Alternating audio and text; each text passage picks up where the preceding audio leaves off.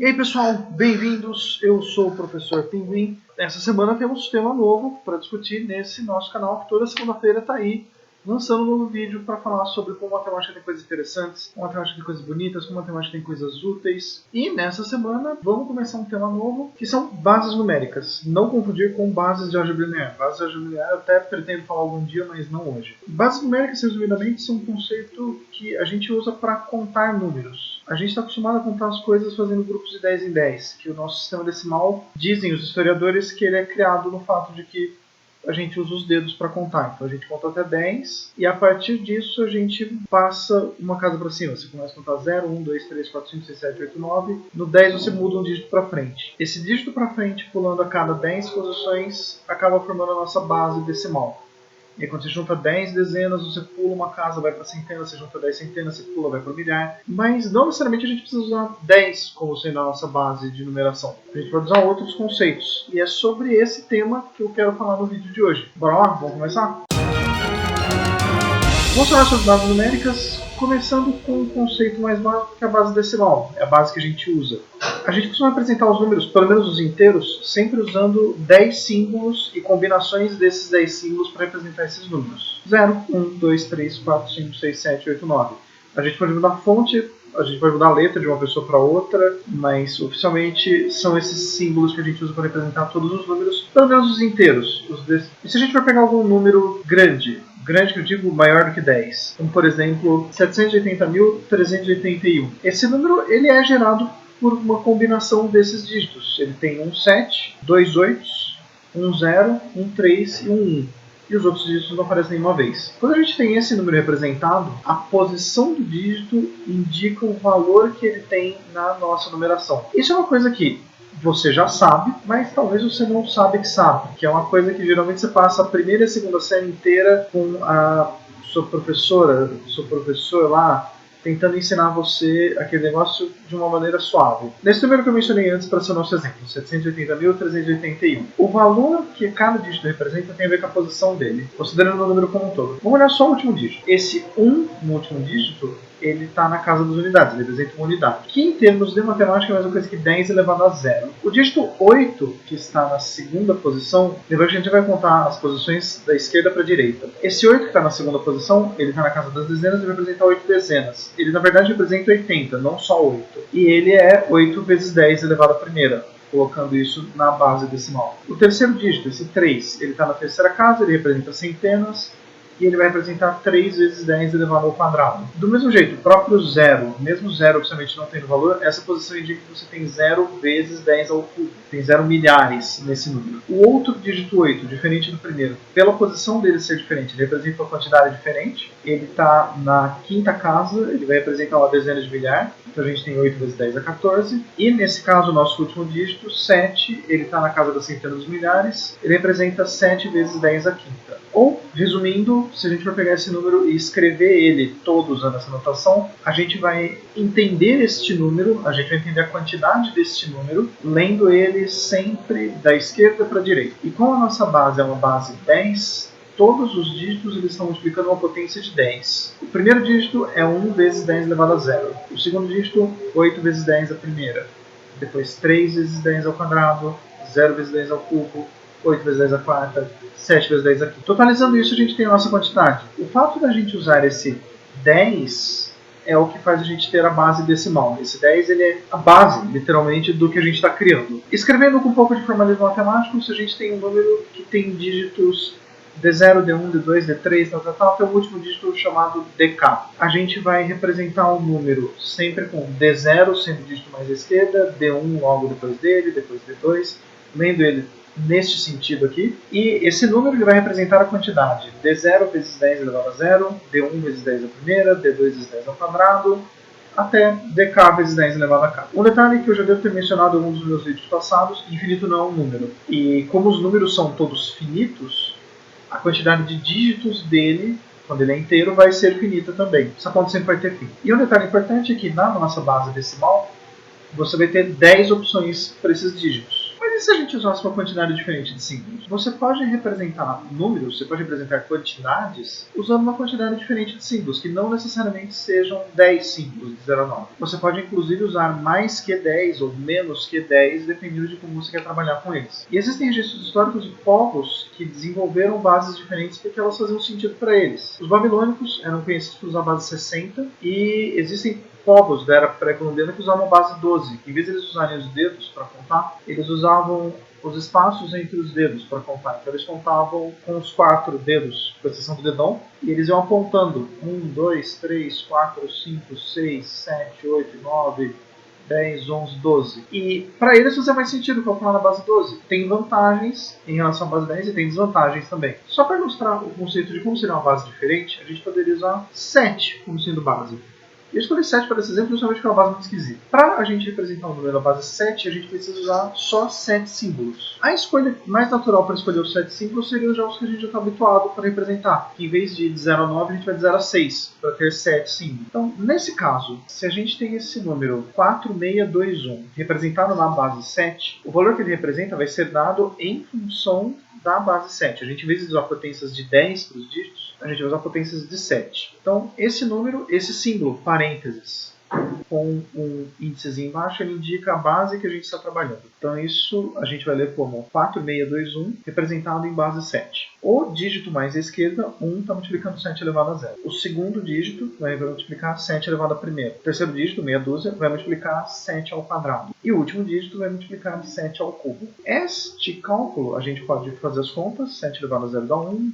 7 elevado à primeira é 7, 7 ao quadrado são 49, 7 ao cubo são 343. Fazendo essa soma, o nosso resultado é 1681, que essa é a quantidade quando a gente representa na base 10. Este número, 4621, em base 7, é equivalente ao número 1681 em base 10. Vamos fazer um exemplo um pouco mais sofisticado, onde a gente vai usar uma base maior que 10. Uma base que é usada razoavelmente na computação é a base 16, a base hexadecimal. Um exemplo rápido de onde essa base é utilizada: quando a gente tem o sistema de cores RGB, a gente divide as cores em escalas que vão de 0 até 16 ao quadrado, 256. Se a gente usar a base 16, como a gente vai só até 16 quadrado, a gente pode representar a quantidade de cada cor usando só 2 dígitos. Então isso ocupa menos memória, e como cor é um conceito que dentro de computação é muito utilizado quando você vai fazer vídeos, salvar imagens, fazer inclusive efeitos 3D, que você basicamente depende de iluminação, uma quantidade menor de dígitos facilita para o trabalho da memória e também para o armazenamento. Então a base 16 ela é muito utilizada para essa parte. E é uma coisa que faz sentido. No entanto, se a gente vai usar 16 símbolos para representar, os dígitos que a gente está acostumado, 0 a 9, não fazem mais sentido. A anotação tradicional para isso é começar a usar o alfabeto. A, B, C, D, E e F. Para dar o nosso exemplo, eu vou pegar um número que está escrito nessa base, o número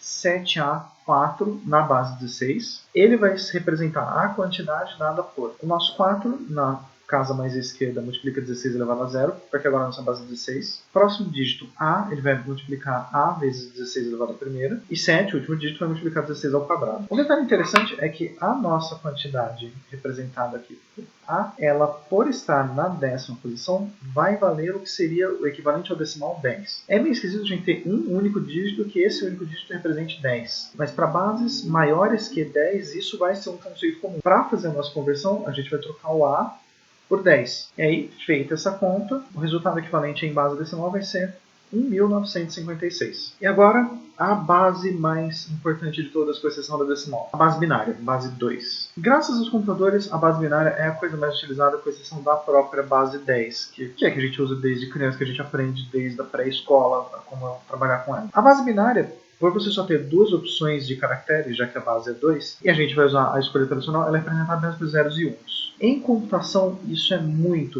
utilizado. Todas as memórias internas de computadores usam 0 e 1, porque eles interpretam basicamente dígitos como corrente elétrica que passa ou não. Então, ele lê tudo como sinais que vêm ou não vêm. Isso é o equivalente para eles do 0 e 1. O nosso 0 e 1 é uma representação matemática do que o computador lê com impulsos elétricos, ou memória estar ocupada ou não. Ele basicamente faz esse tratamento de você tem ou não uma característica física e ele lê isso como 0 ou 1. como um conceito que a gente chama de binário, porque você tem duas opções. A base binária é, de longe, a mais utilizada no mundo, com exceção da base 10. E para a gente dar um exemplo rápido de como converter coisas da base binária para decimal, para entender do que se trata, eu vou pegar esse número, 101111, que está na base 2. Lendo ele da esquerda para a direita, os nossos dígitos vão representar 1 vezes 2 a 0, 1 vezes 2 a primeira, 0 vezes 2 ao quadrado, 1 vezes 2 ao cubo, 1 vezes 2 à quarta, 0 vezes 2 à quinta, 1 vezes 2 à sexta, que substituindo as potências de 2 para a nossa base decimal, para poder fazer a conversão, e fazendo a conta, ignorando o zero, somando os números que sobraram, nós temos 91. A minha ideia é que até agora, nesse momento do vídeo, você já saiba como converter qualquer número que está em qualquer base para uma base decimal. É o suficiente para que a gente consiga entender qualquer base. A gente sabe ler as outras bases e entender para o que a gente está acostumado. E olha só, o Luke decidiu aparecer. Oi, Luke, e aí? Como é que você tá hoje? Ah, olha só, mano. Ótima pergunta. Porque a gente sabe converter de qualquer coisa para decimal. Mas a gente ainda não aprendeu como faz para converter de decimal para outra base. Então vamos falar um pouco sobre o processo inverso. A gente pode fazer o processo inverso pela definição. Vou pegar um exemplo só para entender como seria isso. Vamos pegar e fazer um exemplo com números. Porque o processo ele é razoavelmente intuitivo.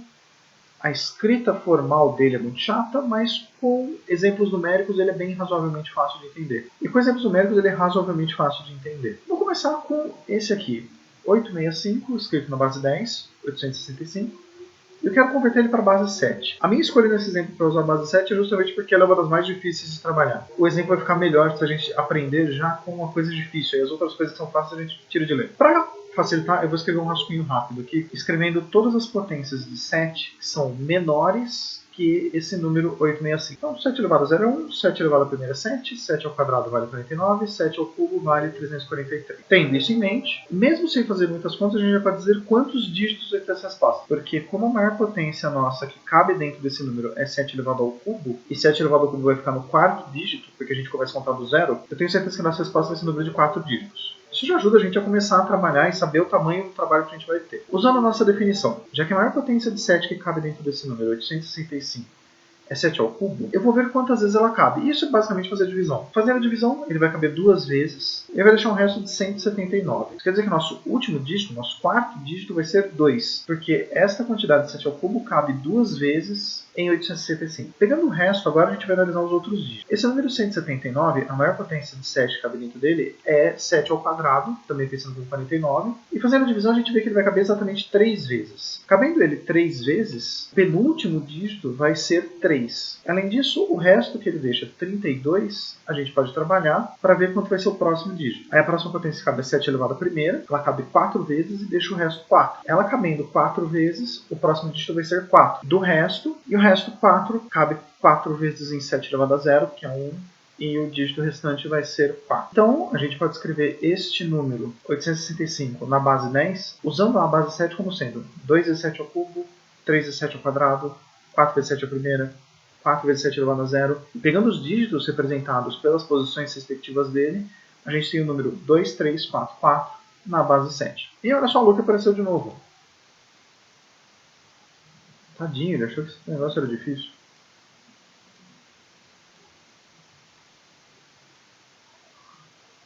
Tem um jeito prático. Eu estou falando baixo aqui porque o Luke não pode saber que eu sei ler a mente dele também. E olha só, Luke, tem uma regra prática para você aprender.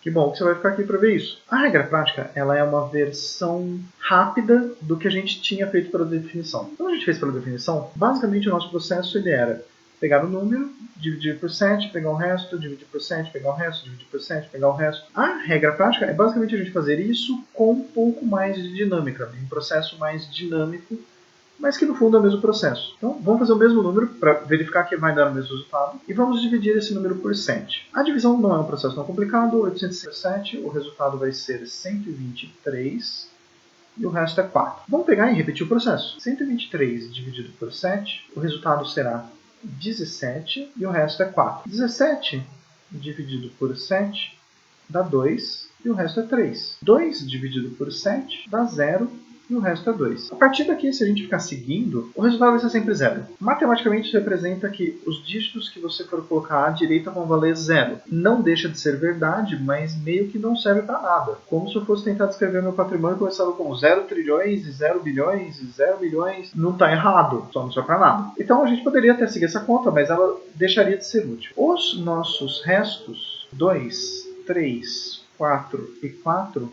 vão ser os nossos dígitos. Lembre que todas as bases elas representam do final para o começo. Então, este primeiro 4 aqui, que foi dividido só uma vez, ele é o resto do dígito vezes 7 elevado a 0. Ele é o resto da divisão para o segundo dígito, 7 elevado à primeira. Este 3 para o terceiro dígito e esse 2 para o segundo dígito. Então, o nosso número na base 7 vai ser dado pelos restos, 4, 4, 3, 2, mas escrito na ordem contrária. E para ficar um pouco mais bonitinho, eu vou usar a magia de edição para deixar isso com uma letra de máquina e escrever isso com uma letra mais bonita do que a minha. E esse processo funciona para qualquer outra coisa que a gente for pegar. A gente pode pegar, por exemplo, algum número e converter ele para base binária, já que ela é a mais utilizada. E vamos fazer um exemplo de uma conversão de decimal para binário com meio que uma piada embutida. O meu canal já tem mais de 10 milhões de inscritos em binário. No momento em que esse vídeo foi gravado, eu estava com 132 inscritos. Vou converter esse número 132 de decimal para binário, ver o que acontece. Vou começar dividindo por 2, isso dá 66 e o resto é 0. Divide por 2, dá 33 e o resto é 0. Vamos dividir por 2, isso dá 16. O resto é 1. Vamos dividir por 2, dá 8, o resto é 0. Vamos dividir por 2, dá 4 e o resto é 0. Dividir por 2, dá 2, o resto é 0. Dá 1 e o resto é 0. Dividindo por 2, dá 0, o resto é 1. E tomando os dígitos dos restos na ordem contrária, 132 na base 10 vai passar a ser 100000100 na base 2. Posso dizer que eu tenho mais de 10 bilhões de inscritos? Sim, desde que seja em binário. Então o que a gente aprendeu até agora nesse vídeo é basicamente como converter qualquer número em qualquer base, passando ele para a base decimal. E tanto pela definição quanto pela regra prática, a gente também viu como converter qualquer coisa de decimal para qualquer base. Consequência disso, a gente consegue converter números de qualquer base para qualquer base. Ah, mas eu tenho um número em base 2 e eu quero converter ele para uma base hexadecimal. Simples. A gente só passar de binário para decimal, a gente só passar de decimal para hexadecimal. Está resolvido o problema. Isso faz a gente saber converter qualquer número. E olha só, o Bruto voltou. Qual é a sua ideia para hoje? Ah, você quer saber também como converte não inteiros?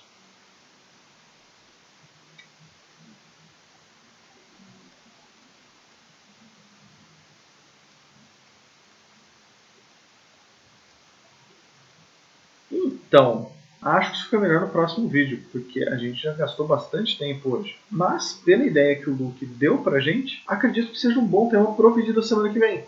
Na semana que vem a gente pode falar um pouco sobre bases numéricas quando você tem números não inteiros. Esse é um tema que é interessante e até é importante porque ele explica algumas coisas que acontecem em computação. Ele explica algumas limitações dos computadores graças a essa conversão entre bases decimais e binárias. Espero que vocês tenham gostado do vídeo de semana. Espero que vocês tenham se divertido assistindo.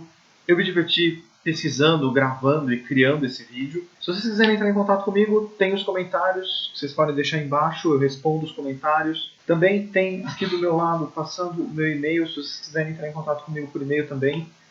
Respondo e-mails, gosto desse contato que vocês têm comigo. E o nosso canal vai fazer 6 meses agora, nessa semana, e eu estou muito feliz com a nossa jornada até aqui. Continuo motivado, continuo animado, gosto de falar, gosto do retorno que vocês têm me dado. Tenho ficado feliz, e se você tem algum amigo que acha a matemática interessante, acha a matemática uma coisa curiosa, pelo menos, e tem algum interesse, mostra esse vídeo para ele, mostra o canal para ele. Eu acredito que seja uma coisa que mereça ser mais divulgada, esse conhecimento de que matemática não é só aquela coisa chata que cai na prova. Mas muito obrigado pela companhia de vocês até aqui. Espero que vocês fiquem bem, tenham uma boa semana e vejo vocês no próximo vídeo. Até lá!